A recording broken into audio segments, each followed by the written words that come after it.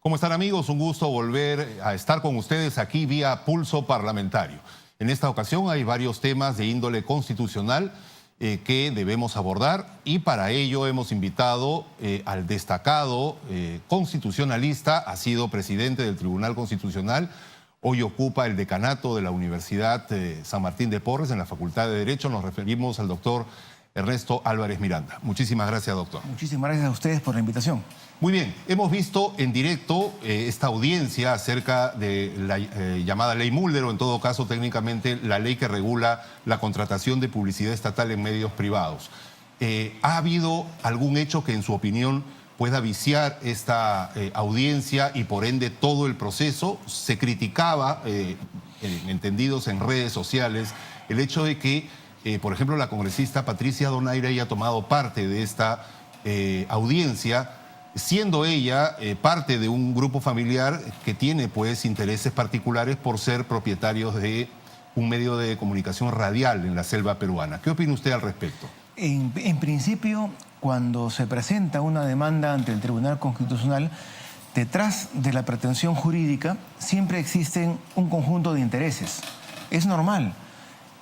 Por tanto, no vicia en realidad la audiencia pública sostenida la presencia de la congresista, ni tampoco la presencia de otras personas que han podido dar testimonio de hechos, complementando la fundamentación jurídica. Siempre, detrás de cada derecho fundamental alegado, siempre existen intereses legítimos de por medio. Ahora, debe transparentarse, ¿no es cierto? O sea, uno debe, cuando se presenta, debe establecer nítidamente, para no engañar al juez constitucional, cuál es la posición que va a defender.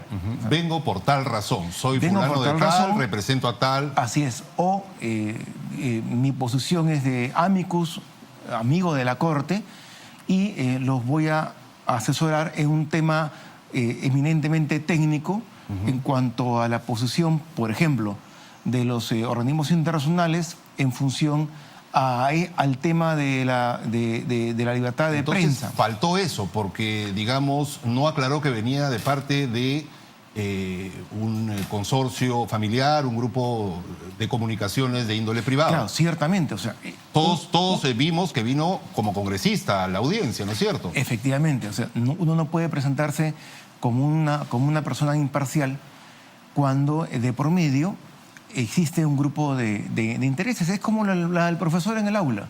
Cuando uno explica un tema que tiene connotación política, uno debe presentarse ante los alumnos y decir, bueno, en principio mi posición es esta, ¿no es cierto? Y por lo tanto vamos a tocar este tema con esa perspectiva. Se admiten preguntas, listo. Y en cuanto al defensor del pueblo, él, como su nombre lo dice, debe defender los intereses del pueblo.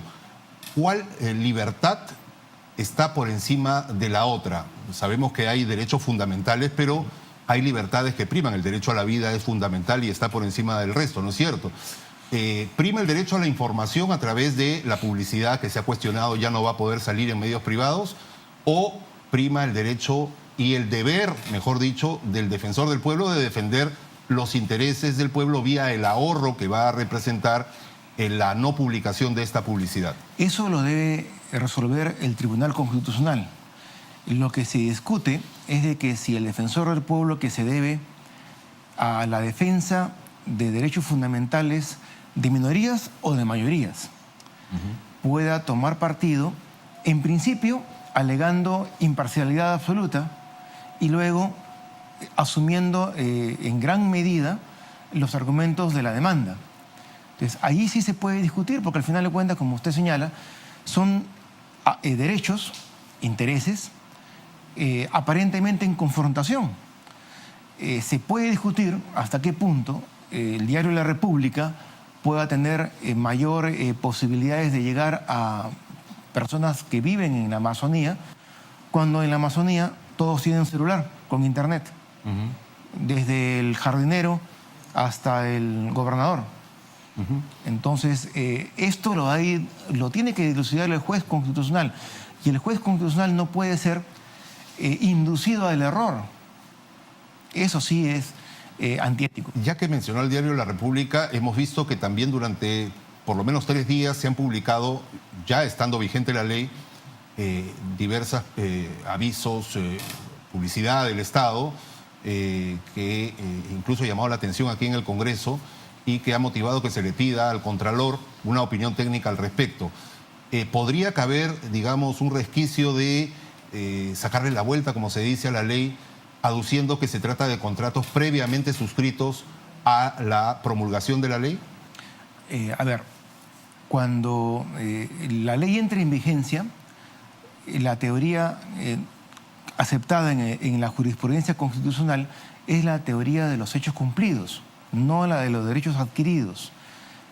¿Cómo se aplica? Si una empresa en este momento es sancionada por incumplir contratos con el Estado y se ve impedida de realizar nuevos contratos, no puede argumentar el hecho de que tiene otro contrato vigente con el Estado y por tanto está obligada a dar el servicio con el Estado. La ley se aplica. Se aplica por encima, en este caso, de convenios o ¿queden pendientes acuerdos de todavía particulares. avisos por publicar? Sí, efectivamente, porque si no, las leyes no tendrían efecto inmediato para nadie. Por ejemplo, si se trata de cualquier contrato, de cualquier norma que en el Congreso pueda aprobar hoy día, mañana se publica en el Diario Oficial El Peruano, habría una cantidad de particulares que puedan argumentar de que como tienen contratos vigentes o convenios pactados, paulatinamente, progresivamente la ley irá entrando en vigor al cabo de 6 meses, 1 año, 2 años, de forma tal que se deforma todo el sistema jurídico del país. O sea, eso es imposible, es inadmisible. La Contraloría tiene necesariamente que tomar cartas en el asunto e iniciar una investigación de oficio. Y probablemente a través de su procurador iniciar los trámites de encontrar responsabilidad penal. Por supuesto, claro, ahí hay una responsabilidad. Muy bien, otro tema que ha llamado también la atención aquí es, a través de algunos voceros, se ha aludido al tema de la cuestión de confianza, si es que en plazo y en contenido las propuestas de reforma constitucional del Ejecutivo, que trajo el propio presidente aquí al Congreso, no son cumplidas tal como han venido de origen. Esto, en su opinión, ¿es posible? ¿Es una forma de presión que tendría el Ejecutivo ante una ley que no se va a transformar en realidad de acuerdo al gusto y al antojo, digamos así, del Ejecutivo? ¿Puede llegar a presionar el Ejecutivo de esta manera al Congreso? El Ejecutivo puede presionar al Congreso políticamente. Puede incluso, como se ha denominado, ponerlo contra las cuerdas ante la opinión pública. Pero concretamente la figura jurídica de hacer cuestión de confianza con respecto a uno o varios proyectos de ley, en este caso de reforma política o de reforma constitucional, no lo puede hacer, o por lo menos no sería válido para efectos jurídico-políticos posteriores, porque el reglamento del Congreso establece de que no es válida la cuestión de confianza en materia de promoción de proyectos de ley o lo contrario, para la eliminación de leyes vigentes. Esto de acuerdo a la resolución legislativa aprobada aquí en la legislatura pasada, ¿no es cierto?, que modifica el artículo 86 del reglamento del Congreso de la República. Sí, y que podemos estar en desacuerdo, pero está vigente. De forma tal que el Ejecutivo no puede incumplir una norma de carácter, digamos, que es un reglamento del Congreso, pero que tiene fuerza de ley. Y el por mandato de la Ejecutivo Constitución. no puede proponer que el Legislativo también pueda modificar su propio reglamento. Esto no está sujeto ni siquiera a una consulta popular, no se podría poner como pregunta, Claro, digamos, en un eventual el referéndum. Ejecutivo podría presentar un proyecto de ley al Congreso para que modifique su Pero reglamento. no lo ha hecho en el paquete que, No lo ha, ha que hecho. ha traído. Estaría en su derecho, pero por ese motivo, digamos, por un proyecto de ley no puede presentar una cuestión, hacer cuestión de confianza. La cuestión de confianza básicamente se toma en torno a políticas de programas Estado, ¿no? integrales, digamos, a un programa que contiene una diversidad de medidas coherentes entre sí y que conforman un sistema. Entonces, allí sí cabe hacer cuestión de confianza porque, señores del Congreso, no me pueden aprobar esta parte y no aprobarme esta otra, porque es un todo coherente.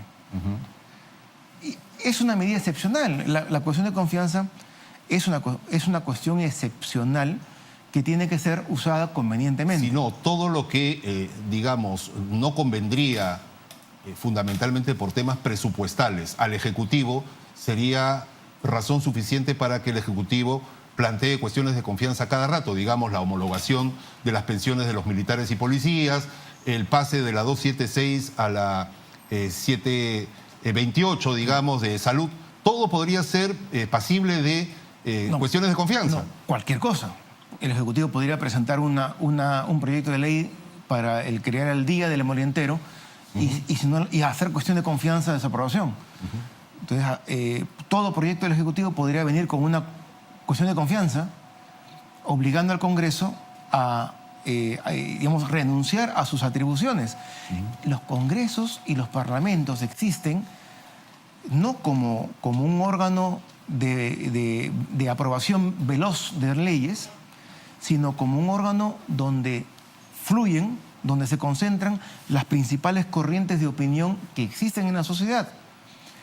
Confluyen, debaten y deben formar consensos. La ley debe ser fruto de un consenso, no de la imposición de nadie, ni mucho menos a la velocidad que les marca el Ejecutivo, ni a la velocidad que les marcan los medios de comunicación.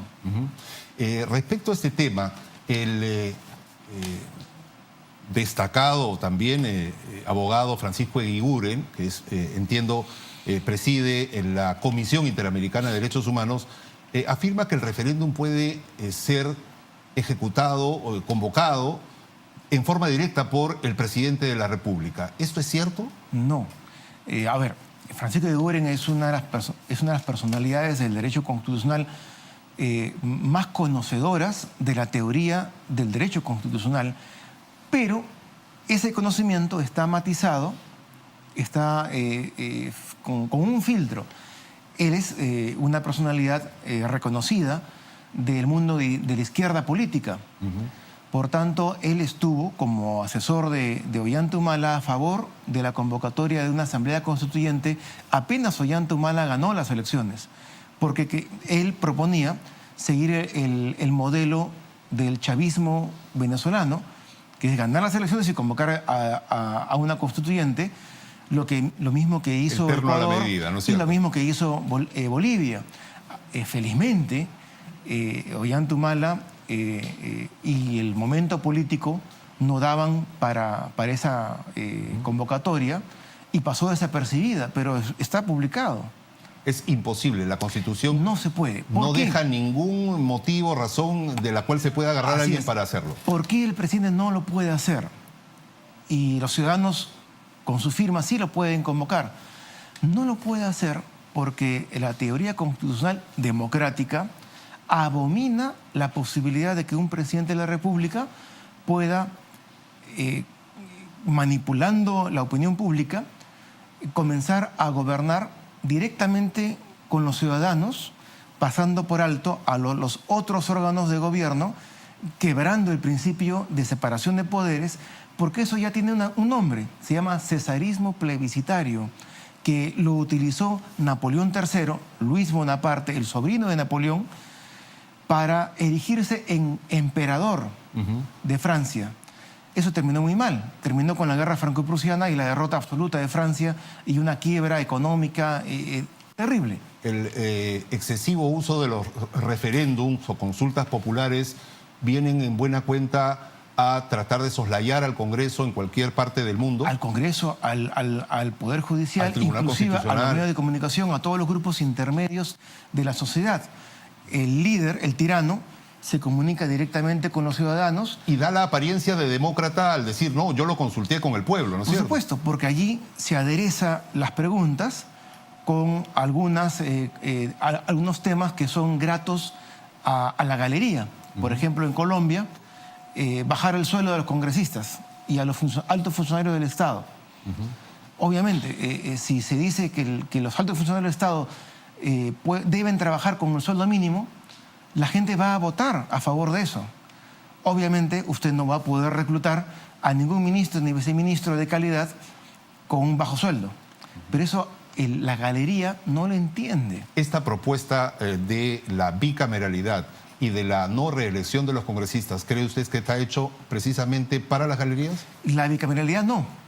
Pero la no reelección de los congresistas. Pero la sí. bicameralidad conservando los 30 senadores. Ah, no, es antitécnico, es un absurdo. Y 100 diputados, ¿no es cierto? Y encima los senadores, para poder serlo, tienen que primero haber sido diputados. Es un absurdo, otro absurdo. O sea, el diputado tiene un perfil diferente que el senador. ¿Por qué? Porque la regla que lo convoca es una regla electoral que lo convoca a través de provincias o a través de distritos electorales pequeños o medianos. Ahora se llaman macrodistritos, ¿no? O se llamarían. Para el Senado. Así es. Para el Senado. Entonces, una cosa es el líder elegido en un distrito electoral pequeño y que representa el temperamento del elector en esa circunscripción electoral, y otra cosa es el senador elegido generalmente por distritos nacionales únicos, o sea, a nivel de todo el país, que sería lo ideal, o a través de macroregiones, que podrían ser 4 o 5, porque ya no responden al temperamento de grupos sociales en particular, sino tendencias de nivel macro regional o nacional. Entonces, el producto es diferente. Entonces, es como decir, todo equipo profesional de fútbol debe tener un 30% de juveniles amateurs para permitir la participación de los jóvenes en el... Quiebra el fútbol profesional. O sea, pero son medidas de impacto popular y para ahí quien no conoce. Entre el tema de las cuotas, o sea, si el pueblo quiere que haya 129 mujeres y un hombre, es decisión del pueblo. ¿Por qué decir que tiene que haber una cuota de 50-50? Ahí hay un tema. Casi todas las personas estamos a favor de la igualdad entre Por supuesto, el hombre y la mujer. Pero el derecho a la igualdad es el derecho a postular, pero no que tiene que haber elección obligatoriamente de mitad y mitad, ¿no? La igualdad tiene que ser la igualdad de oportunidades. Eso es lo que en las democracias modernas se sostiene. Tanto hombres y mujeres deben tener igualdad de oportunidades. Si uno quiere privilegiar a la mujer, entonces el dinero que el Estado le brinda a los partidos políticos después de la campaña electoral debe, en un porcentaje, por ejemplo, del 40%, dedicarse obligatoriamente a la formación política de la mujer joven. ¿No es cierto? ¿Por qué? Porque todos deben salir de la línea de partida al mismo tiempo. Organizaciones de base, hacer una ley que, así es, digamos... Pero nadie puede garantizar que todos lleguen al mismo tiempo en la línea de llegada. Porque eso es un absurdo. Porque lo que estaríamos aprobando sería que las mujeres que se entrenan, sufren y se sacrifican y llegan a la par que los hombres en una maratón de 40 kilómetros, sean mal vistas, porque hemos obligado de que la mitad de las mujeres que salieron deben llegar junto con los varones. Entonces, el esfuerzo de aquellas que han llegado primero, porque se sacrificaron durante meses, se va a ver desvirtuado, porque hemos obligado a que lleguen 30 mujeres junto con los 30 primeros varones. Es un absurdo, o sea, ahora, en este momento, la mujer ya está cobrando una gran importancia. Existen presidentas de partidos mujeres, han existido candidatas, reiteradamente candidatas a la presidencia mujeres. Alcaldesas, regidoras, consejeras. Y su participación ha sido es un signo del avance de la mujer y además ha sido bien vista. por todos. Se la respeta. A la mujer en el Congreso se la respeta porque se ha ganado ese asiento con su esfuerzo. Ahora, hay que estudiar medidas para que más mujeres puedan salir de la línea de largada con la misma capacidad que los varones. Si ponemos este ejemplo de 50-50 en el derecho a postular a un cargo de elección popular, una ley también podría obligar a que haya 50% de cuota de género para ambos sexos en otros poderes del Estado, que haya la mitad de juezas, que haya la mitad de fiscales, que haya la mitad de miembros del Tribunal Constitucional, etcétera, etcétera. ¿Podría también ser esto, digamos, una propuesta populista para ojos de muchos del Ejecutivo? Bueno, es que de plano ya existe. Por ejemplo, tengo entendido que el nuevo Consejo de la Magistratura tiene que elegirse por los titulares de los principales órganos y organismos del país y tiene que tener paridad. El problema es de que es una cifra impar. Entonces, ¿cómo se va a hacer la paridad? El otro tema es de que a nivel del Poder Judicial ya las damas están avanzando de tal forma que se prevé que en 10 años va a haber mayoría de jueces de primera instancia mujeres y los hombres van a ser una minoría. Es buena hora que así sea, pero siempre que prime la preparación académica, ¿no es cierto? En las aulas universitarias, en este momento, hay más mujeres en derecho, hay más mujeres que hombres. Y los primeros 10 puestos de cada promoción, hay más mujeres que hombres. En la facultad que usted dirige, concretamente es así. En la San Martín. Y en buena hora. Pero a nadie se le podría ocurrir decir, vamos a dar un puntaje adicional a los hombres para que constituyan una paridad en el cuadro de honor. Sería una cosa ilógica. Lo que sí hay que ver, y hay que insistir, es que en tratar de encontrar los puntos en los cuales la mujer pueda partir con una posibilidad disminuida. Por ejemplo, hay muchos pueblos en provincia, en el interior, donde la familia pobre decide dedicar los recursos de la familia a educar al varón. Solo alcanza para uno. Mientras que el varón tiene preferencia. Mientras que las mujeres permanecen trabajando en la chacra. Eso tiene que quebrar ese molde. Si somos pobres, ¿a qué hijo mandamos al colegio? Al que sea más inteligente, sea varón o sea hombre. ¿A cuál mandamos a la universidad primero? Al más inteligente.